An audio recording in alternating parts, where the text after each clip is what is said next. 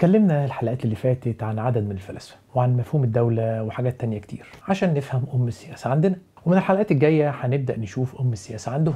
المرة دي احنا مش هنتكلم عن فلسفة ولا عن السياسة هنا ولا هناك، احنا هندردش معاكم وهنعرض لكم الخريطة بتاعت البرنامج اللي يا رب نعرف نكمله بدعمكم، وهنوضح احنا بنعمل ايه وناويين نعمل ايه، وهنوضح كام نقطة كده في البرنامج. وعشان كده دي هتكون حلقة طويلة شوية، فمعلش استحملونا. وكمان احنا مش هندي الحلقة دي رقم عشان هي خارج سياق الحلقات العادية. اعتبر الحلقة دي كده للتوضيح، حاجة كده بمبدأ الشفافية اللي مش موجود عند الحكام بتوعنا، يعني منع لسوء التفاهم وتحسبا للشتيمة برضه. بتحط نفسك في مواقف بايخة.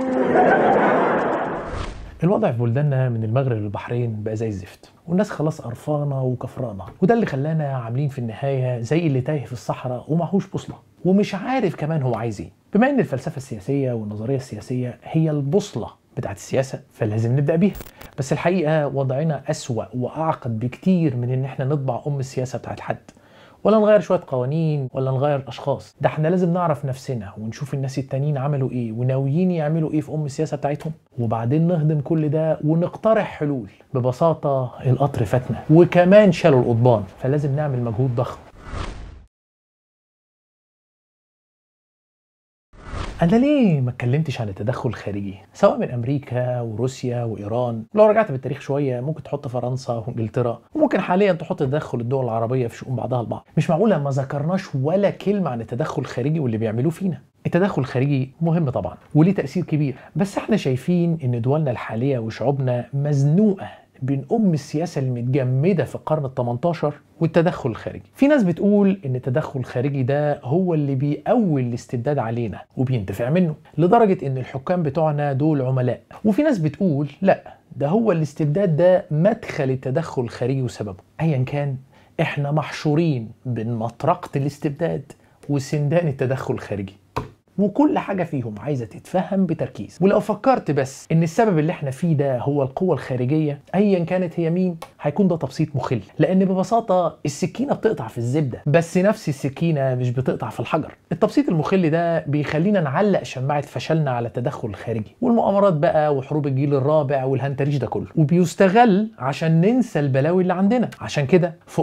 السياسة في الحلقات دي مش هنتكلم عن التدخل الخارجي، مش عشان مش مقتنعين بدوره او بنقلل بتأثيره، ده له تأثير كبير. احنا بس هنركز على البنية اللي جوه عشان نعرف بلداننا عاملة ازاي من القلب وايه مشاكلها. اما موضوع التدخل الخارجي ده جزء مهم من نقد السياسة بتاعتهم او نقد السياسة عموما، وده عايز له مجموعة حلقات لوحدها خالص. الحلقات اللي شغالة دلوقتي او سميها الموسم الاول من برنامجنا هنحط اساسات ونوضح احنا عاملين ازاي وقلب السياسة بتاعنا عامل ازاي، وبعدين نهاجر السويد والنرويج من غير ما نتحرك من مكاننا. عايزين نعرف ازاي نكون زيهم لو حبينا. الله، بس ده مش طريق المسابقة. وعشان كده هناخد الديمقراطية الليبرالية الاشتراكية الاجتماعية بتاعة شمال اوروبا في اجمل صورة كتعبير عن اجمل ما عند الغرب. ومش هنعمل كده عشان نقول بصوا يا معفنين وشغل التنظير ده، لا، احنا هنشوف السياسة عندهم عاملة ازاي عشان نكمل فهم اللي بيحصل عندنا وازاي نكون زيهم لو حبينا. وده مش معناه ان النظام بتاعهم ما فيهوش مشاكل وان كله حلو، بس احنا هنا بنتكلم عن الايجابيات. السلبيات ونقدها بغض النظر بقى انت شايف حجمها كبير او صغير، فده نفسنا يكون الموسم الثاني. فوالله لو حضرتك حابب تاخد السياسة عندهم خبط لزق كده، كفايه تتفرج على حلقات الموسم ده كله وتفهم ازاي احنا متحجرين في القرن ال18، وتشوف السياسة بتاعتهم عامله ازاي في اجمل صورها اللي لو طبقتها حرفيا بالتاكيد اضمن لك ان حالنا هيتحسن عن اللي احنا فيه، لان احنا على الارض خالص حضرتك. بس لو قررت تنقل من عندهم وش كده، فانا مش هقدر اضمن لك ان مش هتواجهك مشاكل بعد 15 20 سنه كده. مش عشان بس احنا مشاكلنا اصعب والقطر فاتنا وشالوا القضبان زي ما قلنا، لا، انت لو نقلت وش كده هتواجهك التحديات اللي بتواجههم دلوقتي. ما هو مش معقوله هم لسه بيتكلموا في الاستبداد والديمقراطيه والرأسماليه احلى ولا الاشتراكيه احلى، ودي ثوره ولا انقلاب والكلام بتاعنا ده. هم خلاص خلصوا مواضيع الديمقراطيه والشرعيه ودور الجيش والحاجات دي، ولو وجبات مناسبه ليهم وطبقوها. والتحديات دي على فكرة مش عشان هم مش ماشيين على خطى الإسلام، ولا عشان هم مجتمعات تعاقدية واحنا مجتمعات تراحمية، دي قصة تانية خالص. الفكرة ان الزمن اتقدم حضرتك، والفلسفة والنظرية السياسية بقى ليها شغلانة تانية عندهم.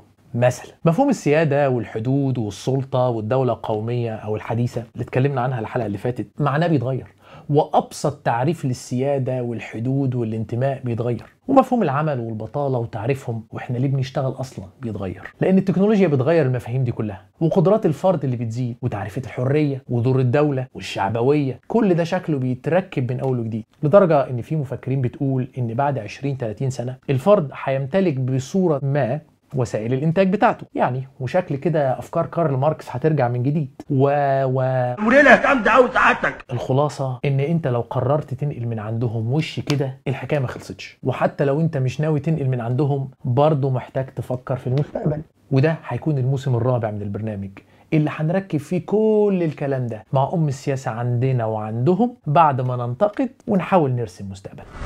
يا عم مستقبل ايه السياسه ايه اللي في المستقبل؟ انظر حولك، ده انت كل شويه تقول لنا ان احنا محشورين في القرن ال18. يا عم الكلام ده مش ليك، ده بعدين، وعشان كمان اللي عايز ينقل وش. اما بقى اللي مقتنع ان احنا هناخد الحلو من هنا نقوم ظابطينه على الحلو من هنا، فالحلو ده انت هتشوف في الموسم الاول وعامل ازاي. اما الوحش واللي فيه مشاكل فده بقى هنجيله على رواقه، وهيكون الموسم الثاني لو ربنا قدرنا بدعمكم. بس لازم نوضح شويه حاجات كده، لان اولا احنا عندنا مشكله لما بننتقد الغرب باختلاف تعريفك للغربي ده مين هو. المشكله دي في موضوع التبسيط المخل. في ناس شايفه ان كل اللي بيحرك الغرب هو المصالح الاقتصاديه وبس، لا وكمان اي حاجه بتحصل في العالم دلوقتي وراها المصالح الاقتصاديه، بالذات في موضوع التدخل الخارجي اللي اتكلمنا عنه. طب ايه رايك في الكريستندوم ومفهوم الأمة المسيحية زمان؟ بلاش. لو صدقنا الفكرة دي هنقول إن انتشار الإسلام كان وراه مصالح اقتصادية، ومفيش حد عنده مبادئ ولا أي حاجة تانية. يا سيدي على المستوى الشخصي ينفع أضربك قلم على وشك وأديك 200 جنيه في إيدك، خليهم 200 يورو في إيدك؟ مش في حاجة تانية اسمها كرامة وتحقيق ذات وكده يعني؟ ولا أنت عايش كده بس عشان الفلوس ومفيش حاجة تانية بتزعلك أو تخليك تعمل حاجة تانية غير الفلوس؟ الصراعات السياسية كده برضو. المصالح الاقتصادية ده جزء مهم جدا جدا، بس مش كل حاجه. الخلاصه صراع الدول او سميها صراع الحضارات او القوه او اي حاجه انت عايز تسميها، ده شيء له جانب ثقافي ومادي وروحي، وجزء مهم جدا منه اسمه المصالح الاقتصاديه والتدخل الخارجي مثال على كده. وعلى فكره اللي بيحركنا احنا كمان بغض النظر عن تعريفك مين احنا برضو اكبر من المصالح الاقتصاديه.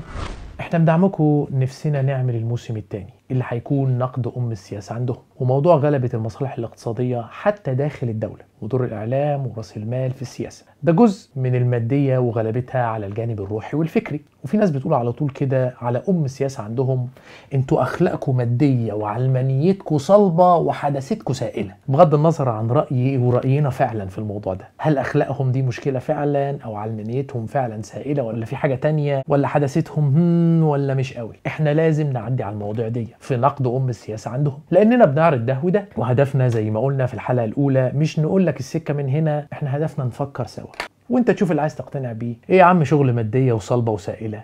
انا حاسس ان انا في حصة فيزياء. ابسطها لك بسرعة كده لان ده موسم لوحده كامل. اشمعنى لما بيموت او يتعذب واحد سويدي ولا امريكاني الدنيا بتتقلب، ولما 50 واحد سوري ولا انجولي ولا كولومبي يحصل لهم حاجة ولا بيحصل اي حاجة؟ فين مفاهيم الديمقراطية والحرية والمساواة؟ وفين حقوق الانسان والاعلان بتاعها كأعلى قيمة بتقدمها السياسة عندهم؟ وليه الاشخاص الامريكيين والاوروبيين اللي فعلا بيبذلوا مجهود ضخم من قلبهم عشان البشرية والإنسان في كل حتة ما بيعرفوش يأثروا على حكومتهم؟ ببساطة النظام الدولي كله مرتكز على توازنات القوة بغض النظر بقى عن الحق والعدل. الباقي كله ده شكليات. أفكار الحرية والمساواة وكل الكلام العظيم ده ملوش غطاء سياسي، ومعتمد على الدافع الشخصي من الناس الكويسة وبيستغل من الناس اللي مش كويسة. ومش موضوعنا دلوقتي مين الناس الكويسة ومين من الناس اللي مش كويسة. فالواحد لازم ينتقد الموضوع ده في الموسم الثاني، وبعدها نفكر ونطرح حلول في الموسم الرابع. وعلى فكرة ده مش رفاهية، ومش هنطلع من المصيبة اللي احنا فيها دي من غير ما نفكر في الموضوع ده. احنا بنتمنى يكون عندنا القدرة في الموسم الثاني نتكلم كمان عن تدخل المال في السلطة والإعلام وجماعات الضغط وأفكار بعض الماركسيين عن الدولة وهكذا.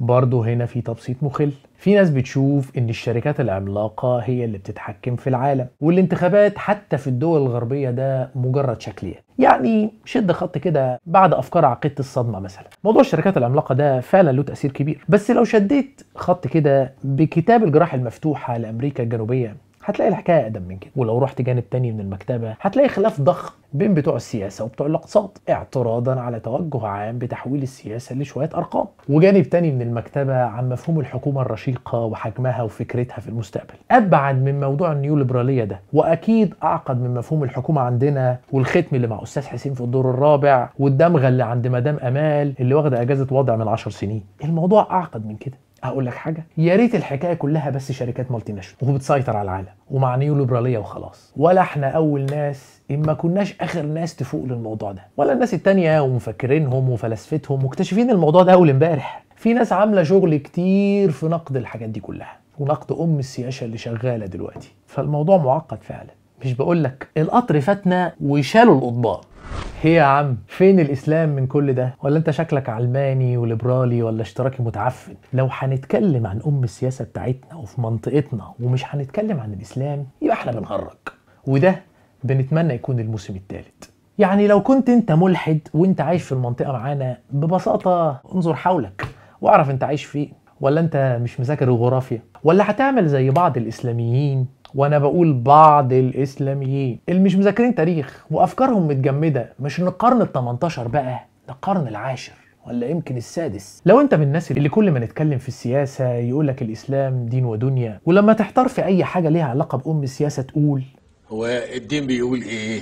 فطبعا مش محتاج اقولك ليه لازم نعمل موسم خاص السياسه الاسلاميه لاعتبارها ارقى من كل الحاجات اللي فاتت دي، وهنلاقي فيها حاجات ترشدنا. فلو انت من الناس دي اعتقد ان الموسم الثالث ده بتاعك انت. يعني اتكلمنا عن افلاطون، مش هنتكلم عن الفارابي. اما لو انت من الاشخاص اللي شايفين فصل الدين عن الدوله في اشد صورها والاسلاميين دول علم مصديه متحجره، انت برضو محتاج تعرف السياسه الاسلاميه. ده مش عشان هم هيكسبوا الانتخابات تلاعبا بمشاعر الناس ولا عشان تعرف عدوك، لا، ده حتى بالصيغه النفعيه البراجماتيه باشد صورها لازم تعمل كده. يا سيدي اعمل زي اللي عملوه شويه دكاتره اوروبيين كده مع القبائل الافريقيه في موضوع الارواح الشريره ده. الدكاتره دول بعد ما لاحظوا انتشار الامراض واطفال كتير بتموت لان الماء مش نظيف ومفيش تعقيم، وكان مستحيل يقنعوا القبائل دي بتغيير عاداتهم واسلوبهم اللي مبني على دينهم، وفي دينهم ده كمان المرض سببه الارواح الشريره. الاطباء درسوا دينهم كويس ودخلوا جوه طقوسهم الدينيه دي غلي الميه، وفهموهم بخطاب ديني محكم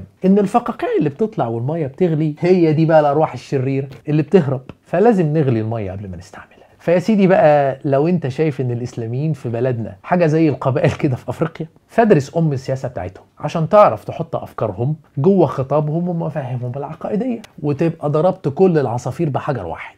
بس برضو هنا عايزين نوضح شويه حاجات.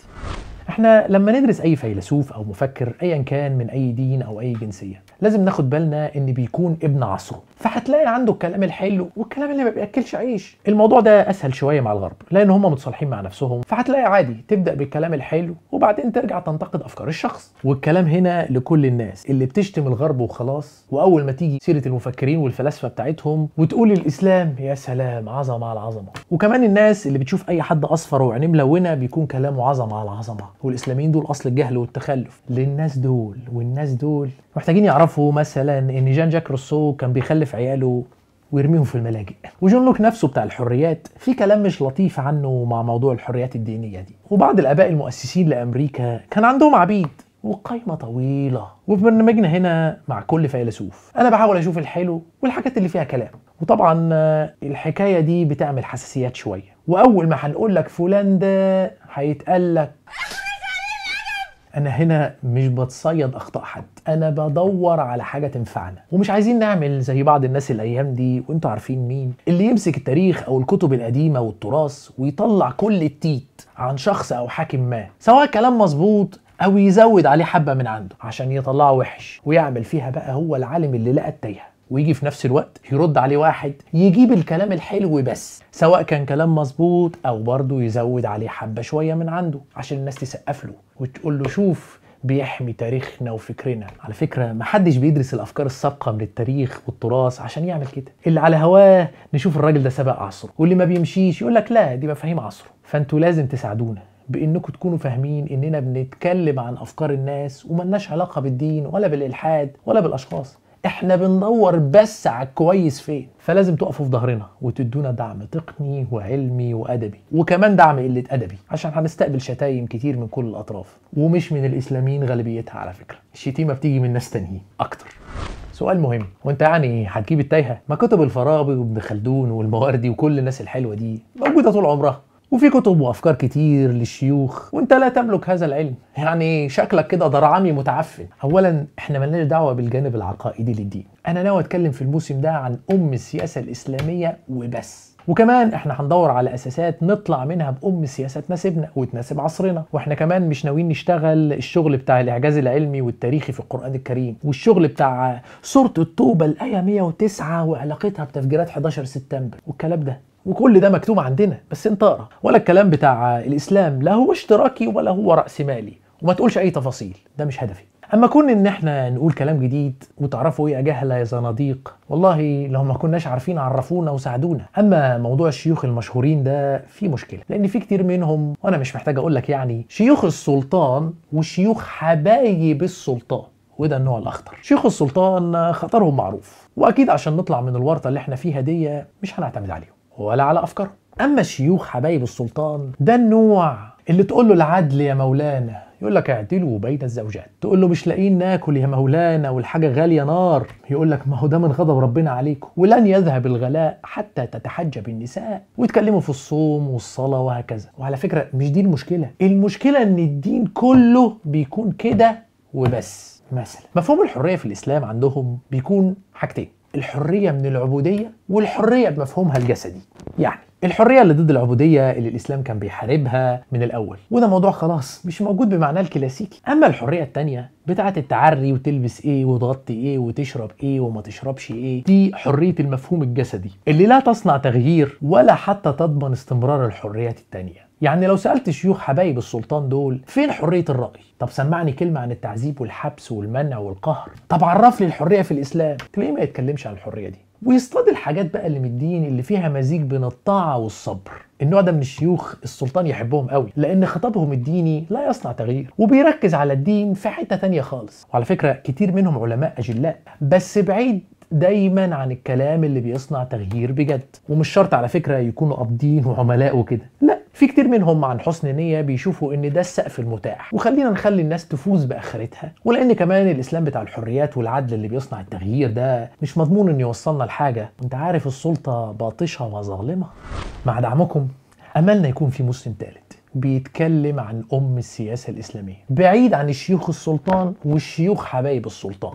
مثلا في الإسلام الناس سواسية كأسنان المشط، هل المساواة هنا سياسية كمان؟ وأي حد مسموح له يوصل لأي سلطة سياسية؟ ولو كان اللي بيفرق بين الناس هو التقوى، إيه الجانب السياسي لمفهوم التقوى؟ ويا ترى إيه علاقة غير المسلمين بمفهوم التقوى؟ وهل فكرة البيعة موجودة بس عشان تعمل الاستقرار، والقصة بتاعت تحريم الخروج المسلح وعلاقتها بالحاكم المتغلب، ولا ده إثبات إن السلطة الأرضية مصدرها عموم الناس، وده إيه علاقته بأهل الحل والعقد؟ وكان في أوقات تاريخيا تلاقي فيه سلطان وفي خليفة، مش نفس الشخص، وفي ملوك تانية وفي خليفة. هل نعتبر ده فصل بين السلطة الدينية والسياسية ومدخل لفصل الدين عن الدولة، ولا ده لمنع استخدام السلطة الدينية أدوات القهر السياسي؟ ولا الإسلام أصلا مش محتاج فصل بين السلطات لأنه دين ودنيا، وموضوع الفصل بين السلطات ده موجود بس للخصوصية المسيحية ولظروف تاريخية معينة؟ طب إيه مفهوم الأمة في الإسلام وعلاقته بالدولة القومية؟ ومفهوم الأمة ده مفهوم سياسي ولا ديني ولا الاتنين مع بعض؟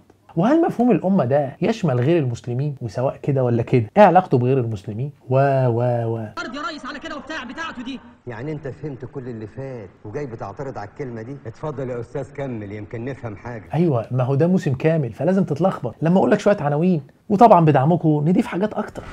هي كل ده موسم أول وتاني وتالت ورابع. طب ما تخلص يا عم وتقول لنا على الزتونة ونعمل إيه وفين الحل؟ كان على عيني والله، بس القطر فاتنا وشالوا القضبان زي ما قلنا. فالموضوع أعقد من إن حد يضحك عليك ويقول لك بس لو عملنا ده خلاص، أو لو جبنا الشخص ده خلاص. إحنا واقعين في مزنق تاريخي ثقافي ديني جغرافي بجد والله، وأنا أعني كل كلمة فيهم. انا عندي شويه افكار عن الحلول مبنيه على افكار الاربع مواسم بس مش كامله، وفكره البرنامج ده انك تخليك تفكر معانا وتشوف انت حل، واللي عنده حته من هنا يكملها من هناك. اما لو انت عارف الكلام ده كله وساكت او معوج على الناس وكل شويه تقول لهم مش قلت لكم، اسال نفسك فايده علمك ده ايه وهو بعيد عن الناس؟ ولو هم كلهم مش فاهمينك ولا مقتنعين بيك ممكن تكون مشكلتك انت مش مشكلتهم. الاصل اننا نقرب للناس، وكل ما زاد عدد الناس اللي بتتناقش وتدور على حلول هنوصل اسرع وهنكمل بعض.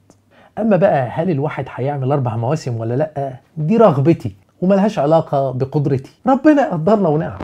هنحتاج دعمكم زي ما قلنا، مش الدعم المالي الاهم، لا الدعم الفني والادبي والفكري ده الاهم. طولت عليكم انا الحلقه دي معلش، بس كانت حلقه مهمه. ده كان مخططنا عموما في السياسه. لو ناوي تدور على الحل معانا اعمل شير ولايك وسبسكرايب. اشوفكم الحلقه الجايه.